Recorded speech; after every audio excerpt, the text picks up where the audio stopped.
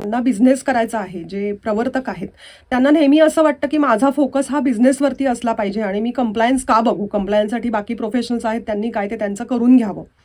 पण ह्याच्यात असं असतं की त्या प्रोफेशन्सला तुम्ही जोपर्यंत तुमच्या बिझनेसचे इनपुट्स देत नाही त्याला कंप्लायन्स करण्यासाठी, तोपर्यंत तो प्रोफेशनल पण कंप्लायन्स करू शकत नाही. आणि आता तुम्ही कुठलाही कायदा घ्या, LLP ॲक्ट असेल किंवा कंपनीज ॲक्ट असेल, तर त्याच्यामध्ये जर का नॉन कंप्लायन्स असेल, तर त्याला ॲडिशनल फीज म्हणा किंवा पेनल्टीज म्हणा, या खूप हायर साईडला गेलेल्या आहेत. जर आपण 2013 साली कंपनीज ॲक्ट जेव्हा बदलला, आधी 56चा कायदा होता आणि मग 2013चा कायदा झाला. 56च्या कायद्यातल्या पेनल्टीज किंवा ॲडिशनल फीज आणि 2013च्या कायद्यातल्या पेनल्टीज आणि ॲडिशनल फीज याच्यामध्ये जमीन अस्मानाचा फरक आहे, हे आधी लक्षात घेतलं पाहिजे. ही कंप्लायन्स ही कॉस्ट वाटते आणि ती आहेच, त्याच्याबद्दल काहीच दुमत नाही.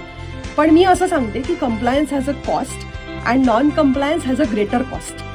तर हे सगळ्या व्यावसायिकांनी जर लक्षात घेतलं ना, तर कंप्लायन्स हा बिझनेस नंतरच येतो, अगदी मान्य आहे. पण नंतर येतो याचा अर्थ तो दुर्लक्षित करण्याचा भाग आहे असं होत नाही ना.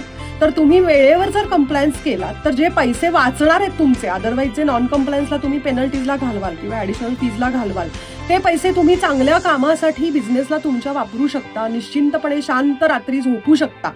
तर हा त्याच्यातला सगळ्यात मोठा फायदा आहे.